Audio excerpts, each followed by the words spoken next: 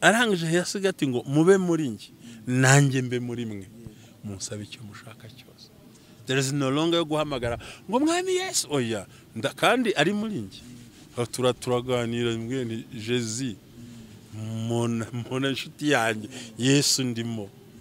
Urabona ko nta rukweto dufite ge nawe uzurambara nta rukundo kuko ari muri Alessandro Reman iri jambo sinzi icyo nzakora.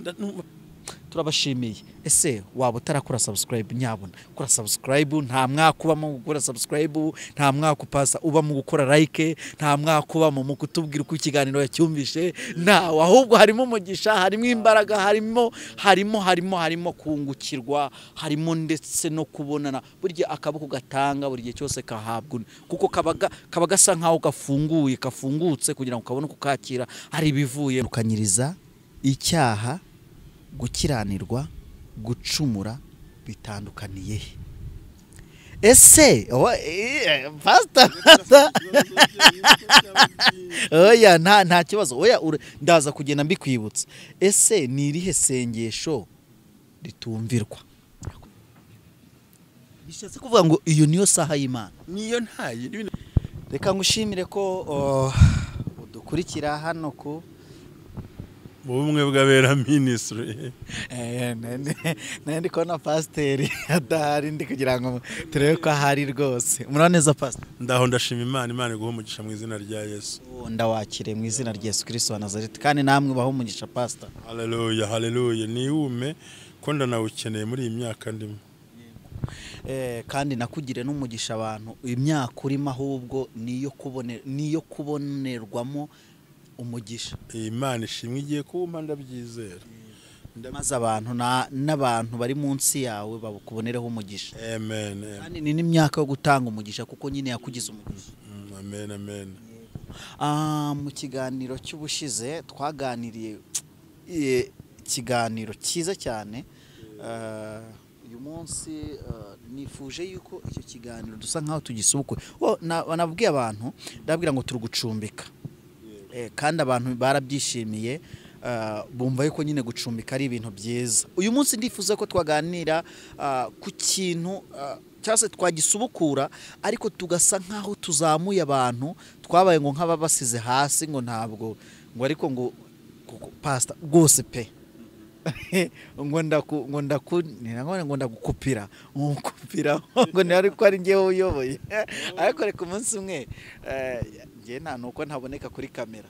Mwego umunsi umwe reka nawe tuzarebe umfashe mikoro turebe niba byashoboka. Ntago byashoboka mwabantu, twebwe Imana yaduhaye amavuta yo gufatira abashumba mikoro. Rero icyo kintu ntago byashoboka, byananira, ntago byakunana natwe. Ariko hari ikintu twabwira abadukurikiye, ntago aba ari ukwanga yuko mushumba avuga byinshi, ahubwo tureba igihe.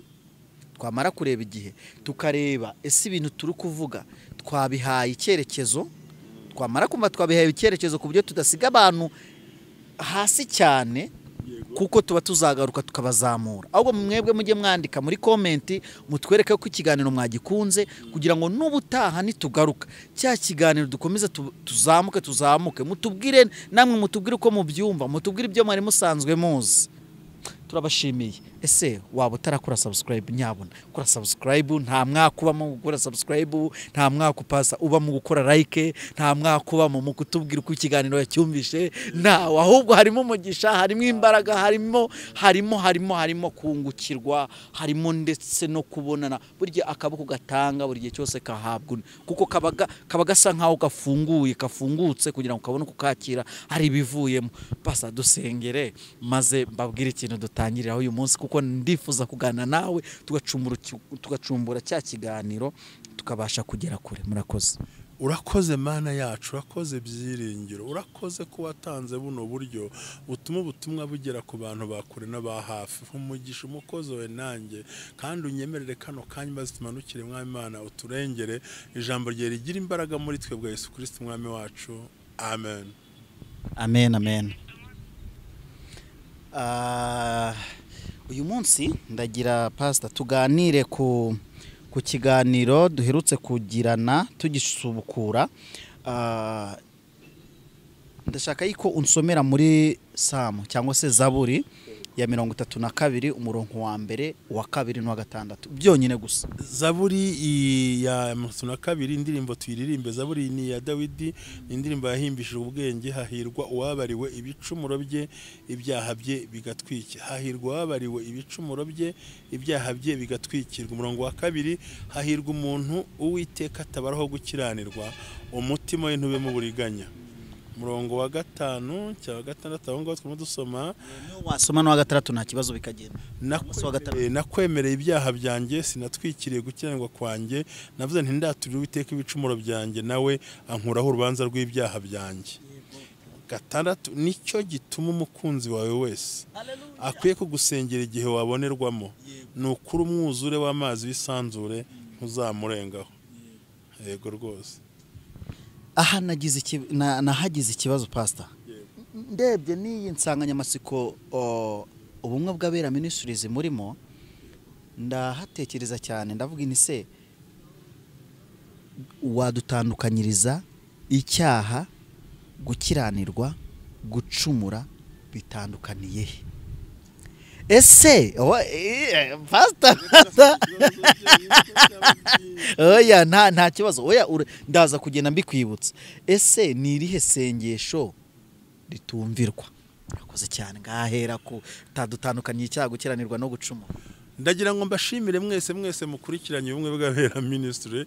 Wa mugani kubikora comment na share, numva nta kikwamuga, nta mwaka urimo wa mugani.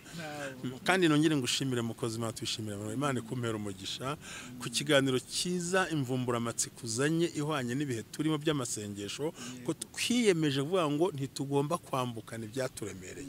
Noneho tukibaza urakoze cyane, aho kantu nakano k'ubwenge, noneho nibande bagiye kuzambuka batumviwe n'ukubera iki?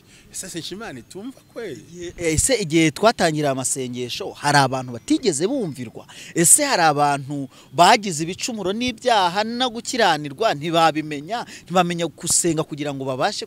Urakoze cyane. Mbere na mbere nagira mbanze ngushimire.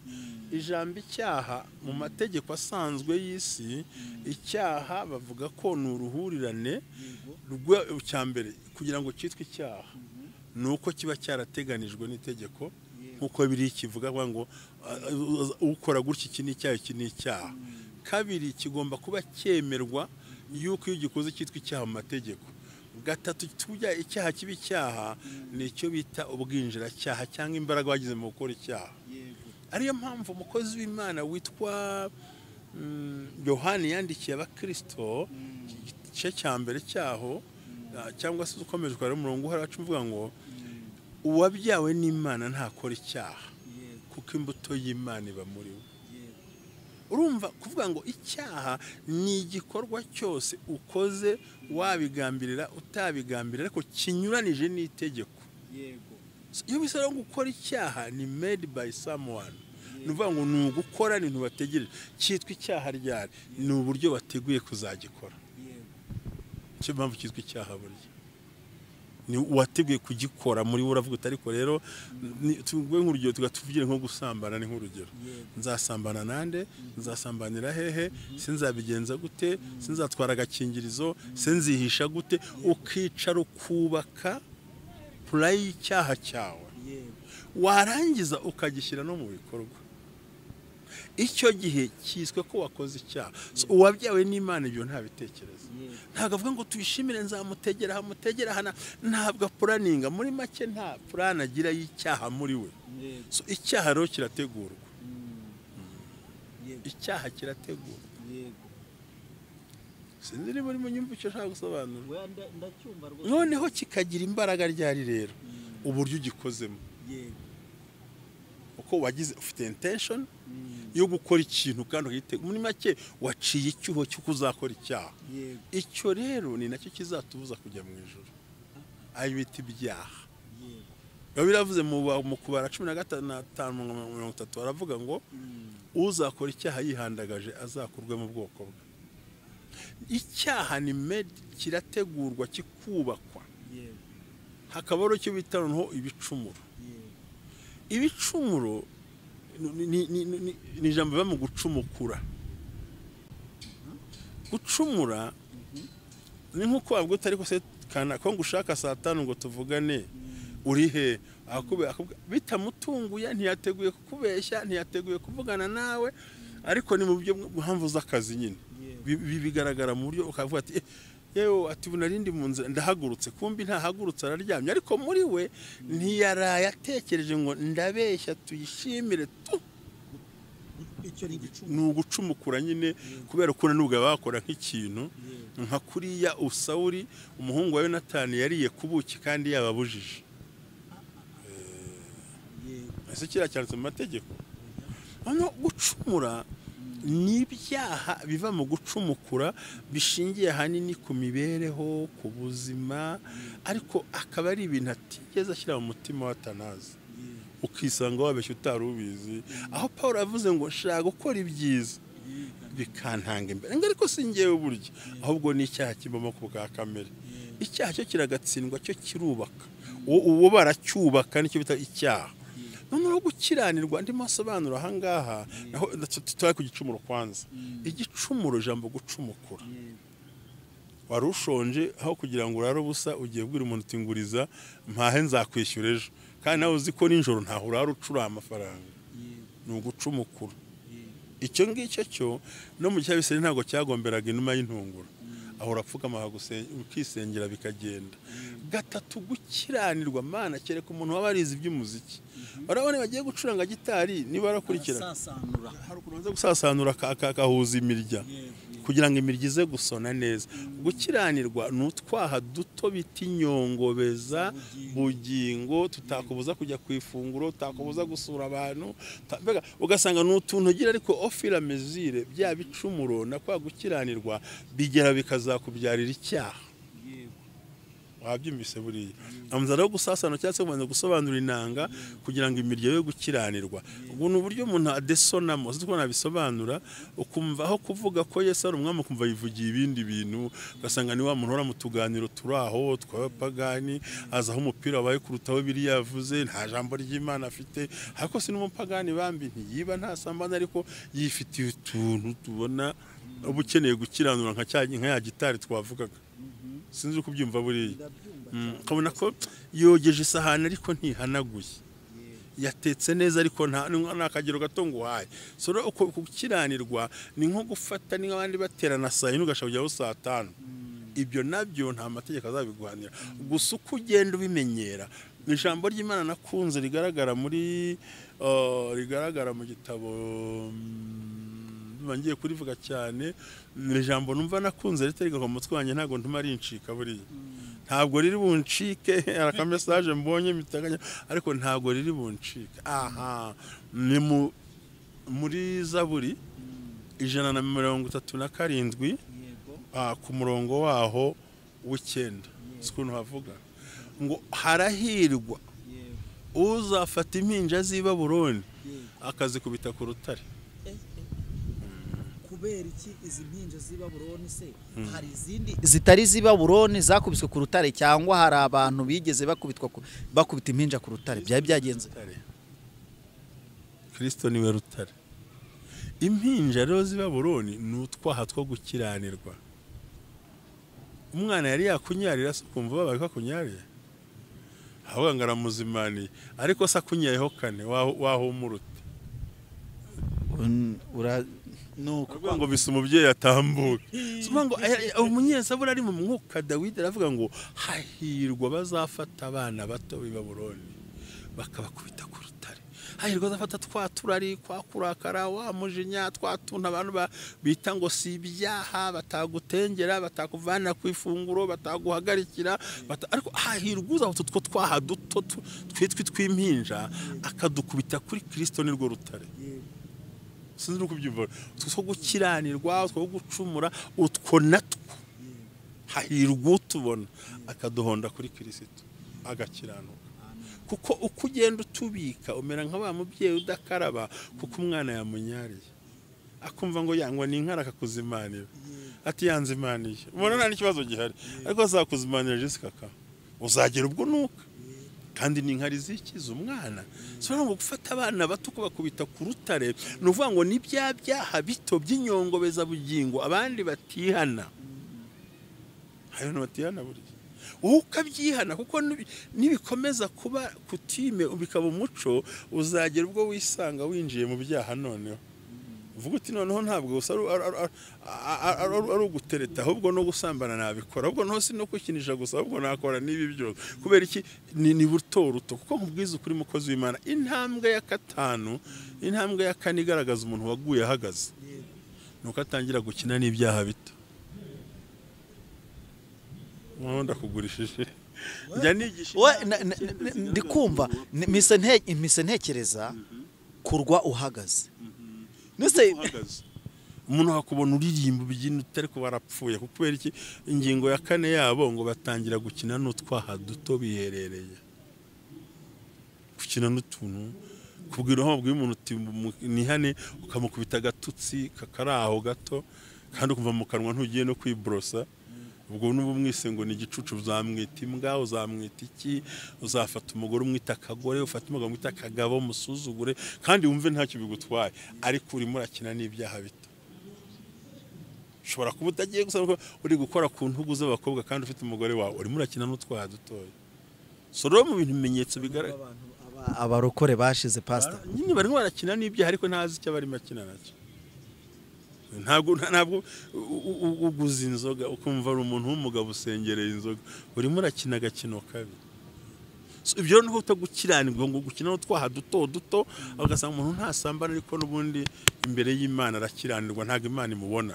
so hahirwa umuntu witeka atabona ko ari umukozi w'ibyaha icya kabiri hahirwa umuntu uwiteka atabonaho gucumura mu byo akora utuntu duto noneho no gukiranirwa mu bintu by'ugasanga nibisengesha ari saa 3 ni saa 3 niba ari kujya mu nsengero saa 4 ni saa 4 nta mpamvu yo gucumura no kuza kubeshya ukabwira umuntu ngo arongoshe natwe kana ugeze ngo ndaje ngo tuvugane ko umuntu araryamye yari kuri telefone ari mu rugo undi akaza muri korari kuki watinze iwacu ambutiyaje yabaye kandi agira ambutiyaje n'amaguru hanga ambutiyaje icyo cyutaro gukiranirwa nashaka gusobanurira icyaka birombaje wambwiye ku ijambo rimwe ryibuke mu bice murongo wa 5 n'uwa 6 havuga ngo nicyo gituma umukunzi wawe akwiye kugusengera igihe ubonerwamo Imana iboneka sangahe nshuti hari ukubwira ngo iboneka saa 9 ikubwira ngo iboneka saa 8 ikubwira ngo Imana iboneka ngo mu butayu no ku musozi ntabwo ariko biri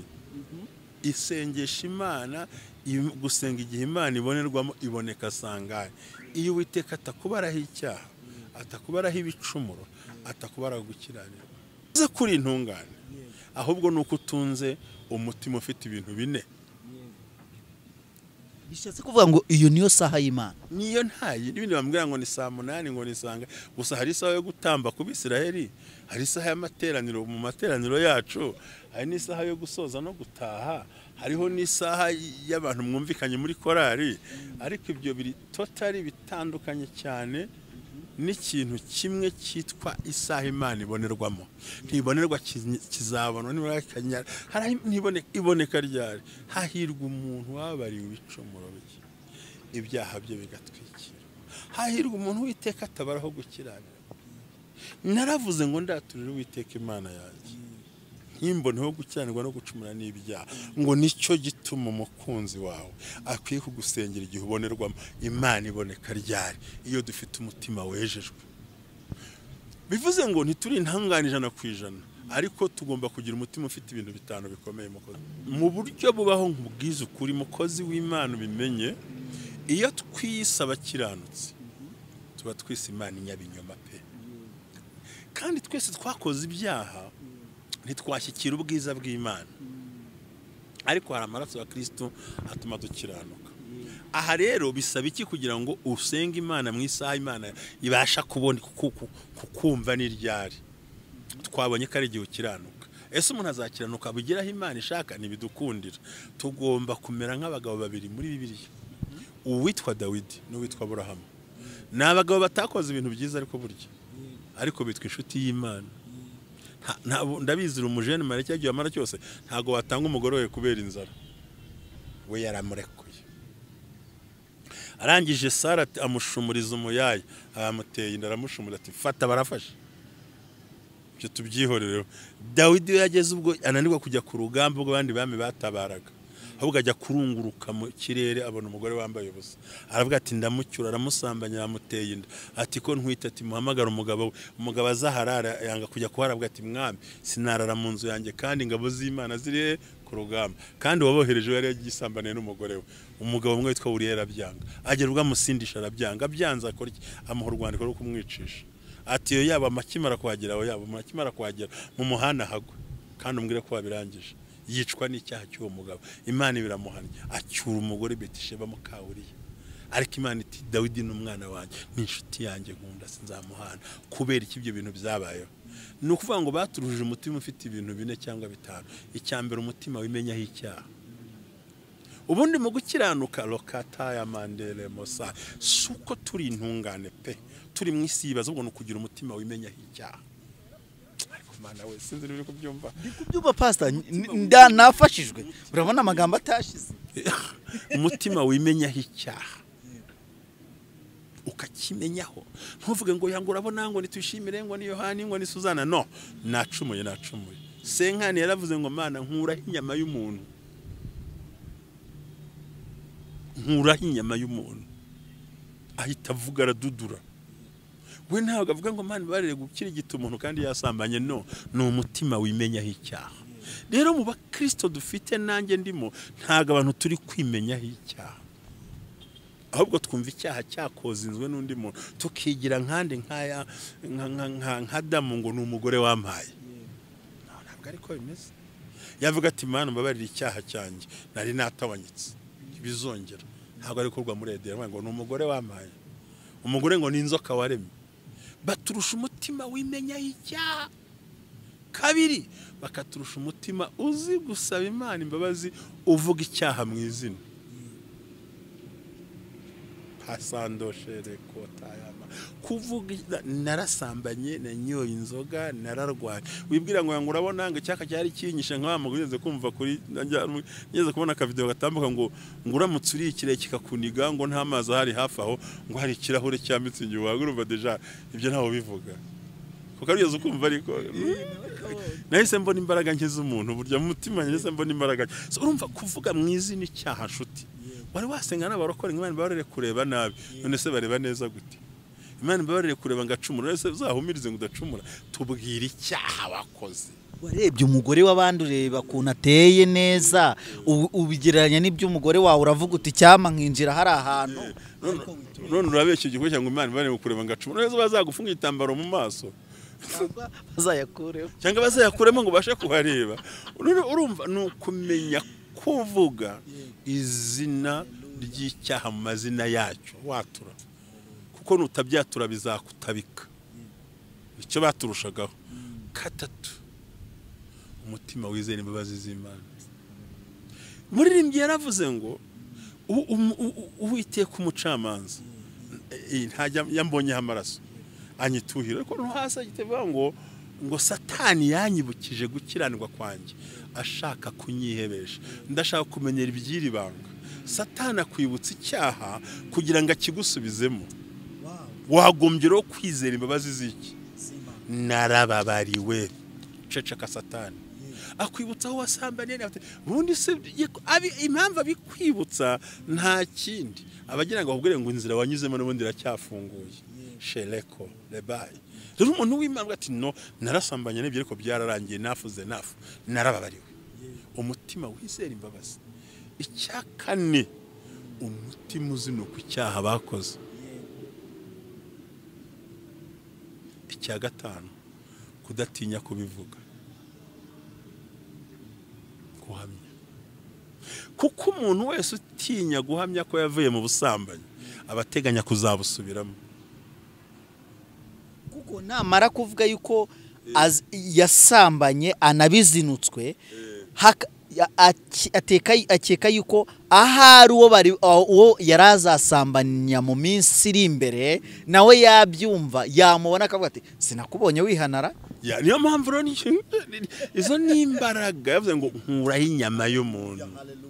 Nkuraho avuga inyama y'umuntu ku mugaragaro. So urumva hamwe yanabwiye ntuze Mikali atari ko wowe urimo urambwira ngo nabaye umupfu ngaho ndimo ndabyinira Imana data, Imana yasumbishije so nanyoye ikampa ubwami nkayobora. Abo wita ko bansuzugura nibo bazananyubaha.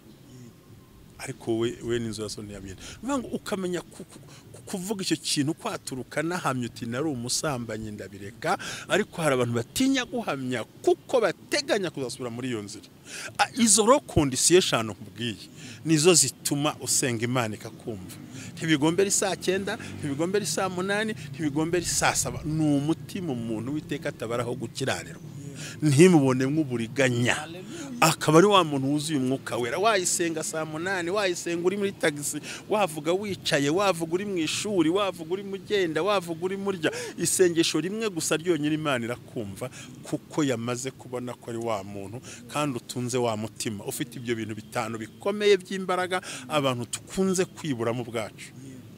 Urakoze cyane ndumva sinzi niba cyo wambazaga naho Imana ibonerwa ntihagire ukubeshya abantu mudukuryo mwe bwabera ministry ngaha Imana iboneka uko twasenga iminsi 40 ni ryari rovye ngo ni ryari umuntu atazumvirwa nshoza igihe utazumvirwa ni atari muri izi condition ariko nubarwaho gukiranuka ukagira umutima bimenyaho icyaha ugasaba imbabazi ukizera imbabazi ukavuga icyaha mu izina wamara kwizera imbabazi z'Imana ukazinukwa n'icyaha wakoze kuko nshima ko utongera kwatura icyaha wongeye kwatura birashoboka ariko wa muntu uhora mu cyaha kimwe si Kiziriko Mana bari rari Kiziriko ariko iryo rari buriya umunsi muzamfashe kuri cano yawe mbore tuganire ku kiganiro cy'ingo ndashaka kubwira ikintu gikomeye ku bintu by'ingo buriya ubone mpamvu mvuga ngo zirasenyuka buri munsi biterwa n'intego yatumye ashinga urugo.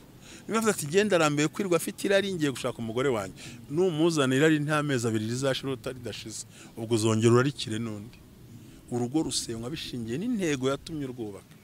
So rero utabarwaho gukiranirwa Imana iri kumwe nawe uzumvirwa pe waba wicaye waba uhagaze Imana izakumva. Ariko iyo tufite imitima irimo ibyaha beravuze ngo isengesho ry'umunyabyaha ni ikizira. Yesaya 57 umurongo wa 16 uhereye hejuru aravuze ngo n'icyaha cye cy'umururumba nicyo cyanteye kumukubita narihishe ndakaye ariko zingeso za kuzivukundwa n'umutima we Imana yihishe. Rero ikakugarukira kiradukunda erega ubundi hoteza amaboko hindukira umenye ibyo bintu ariko gatandukanye ukibwira ngo niba aho utuye imvura igwa izuba rikava imvura ikagwira abapagani n'abazima nawe bwawe izuba ryava rikabavira mwese umuyaga waza ukahahira mwese Imana idakuye nk'abantu badakijijwe uba ntago bawibwira ko ushobora kubona hari imijyo wita umugisha ariko atari umugisha urambye kuko niyo ubyara umwana akakunanira ntuzamwicisha inzara.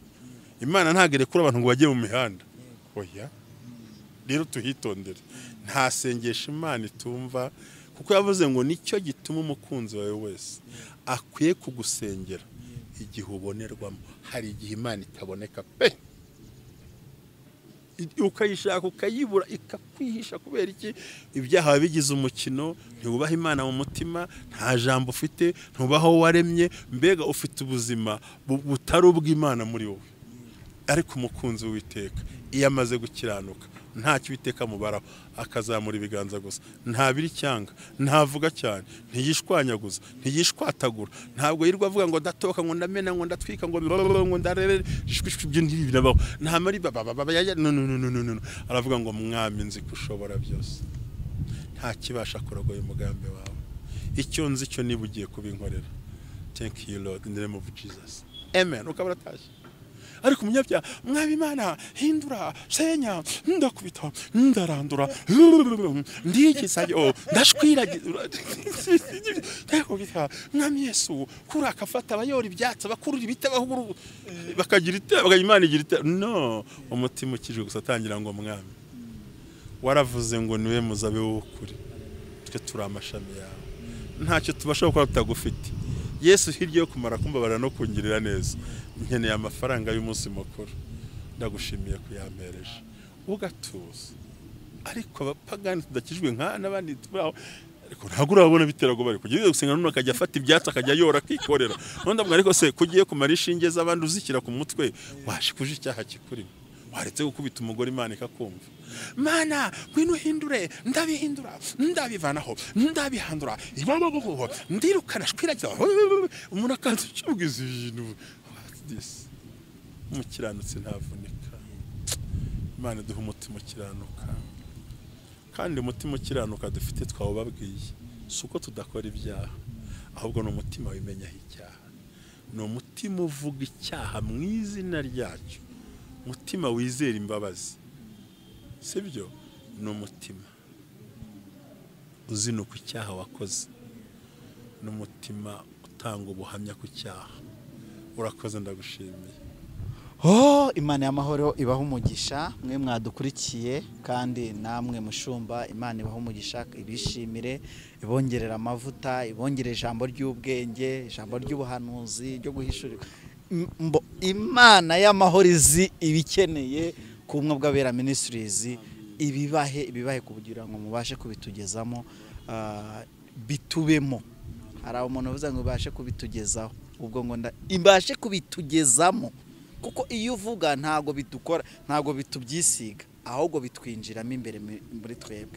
Wadusengera Imana tugasoza. Yaravuze ngo amagambo yanjye abe muri mwe, namwe mube muri njye, munsabe icyo mushaka. Amagambo y'Imana kurimo, kandi wongeye Imana iri muri wowe. Arangije yasiga ati ngo mube muri njye, nanjye mbe muri mwe, munsabe icyo mushaka cyose. There is no longer yo guhamagara ngo mwami Yesu, oya, kandi ari muri njye. Turaganira mbwene Jésus, mona nshuti yanjye, Yesu ndimo. Urabona ko nta rukweto dufite ge nawe, uzurambara nta rukundo, kuko ari muri Alessandro Reman. Iri jambo sinzi icyo nzakora, numva muri njye nkwiye kubwira abantu kumenya ngo uravugana nande. Ubwira ntari mu metero 100, ubwira ari hafi yawe. Ngiye gusenga nibahumure rwose ko ndafashijwe gusa. Ubwira ari hafi yawe, ni gutvuga ngo mwami Yesu, ngo yabangwe nutabare, kandi giwe mbwira ari muri njye. Cyambere mube muri njye, amagambo yanjye abe muri mwe. Umurongo wo hasi, mube muri njye, nanjye mbe muri mwe, munsabe icyo mushaka cyose muzajya. Mana turi lostesha ine fole gore amande tando zelewa fa ine kondelsa itene fasha la kota, kuko abaturwanya biturwanya n'abaturwanya bose bari exterieur, ariko uturwanirira uri imbere. Alama sai, ariko urabizi giye mise nkanura mbabarira rwose, babarira nkanura ndafashije ubuzima bashishika. Yo ubuzima mise nkanura ndafashijwe, ndafashije ntarivuze, nagiye misuzuguritse. Ndatangiye kwigisha ngo ibiturwanya n'abaturwanya biri exterieur, ariko iturwanirira iri muri twe hano imbere. Ngo umunsi izasohoka ishwanyagura, irakubitira igahita yigarukira muri ikituriza, ntabwo bamenya ko nahanyuze badatwe sora. Amagambo yatunyafasha mvuze ko yewe reka nkubwire ibintu birarenze. Wibuke neza ko mu bice hafi 5 by'abami ba kabiri, wibuke neza uzamuka gato, ngo nuko ngo Elisanga abana aramubwira ngo turashonje, bajya gushaka ibyo kurya, bashyiraho inkoni ivuga ngo umwe muri barasohoka tanga, akubita marateka birabiha birabarurira, bariye barasakuza. Impamvu nari nkubwiye, yasohotse gushaka umutanga, ariko asiga igikiza mu nzu. Yesu ari mu mitima imbere. Njye shaka kubwira, barasohotse gusoroma imitanga ngo batere, kumbe hari agafu mu nzu kavura ibirura. Kristo ari muri twe. Ibituhumanya biva hanze, kumanura iri muri twe. Cyo kubwira ngo umwe muri barasohoka w'umuhanuzi w'umugome w'umushitani utagira gahunda, utagira umwuka, ngafata umutanga arareka, ntiyawusoromye ko atawuzi, yarawuzi. Araza arakekajugunya mu nkono, yicara hamwe n'abandi atera haleluya amina, arabyina. Ngo inkono itangiye kurya abantu, kandi yarabiraga ngo batangiye kurya ati birarura bino bintu tugenze gute, barataka. Arababwira umukozi w'Imana ati hano mu nzu hari agafu ni mu mpereze. Yasohotse kuzana ikica, asigaye ikiza mu nzu. Bivuze ngo na Kristo ari muri twebwe, jandome newa. Ibyo bazana byose biva exterieur, ariko iturengera rimwe imbere. Niko kantu ngiye kubwira, ariko nubundi nako rifite. Mana turagushimye ko byose bituruka inyuma, ariko uturengera uri imbere. Komeza utanga umugisha, shire gushyigikira ubwoko bwawe. Abantu bashirika ubwo bamenye neza ubwo muri twebwe. Nako yavuze umukozi w'Imana ati ntimutinye, kuko uri muri twa rushimbaraga uri muri bo. Ndagushimiye mwami. Inzara ni exterieur, uburozi ni exterieur, abatungama ni exterieur, abaduhamagara bose n'abaturuka inyuma bizana ibituruka. Wowe uri muri twebwe, gasohoka ukarwana ukongera ugatura muri twe. Ndagushimiye umugisha umwishimire umufashe umugire neza umwambike imbaraga umugeze kure umuha ubutunzi w'abatigeze batunga umwambike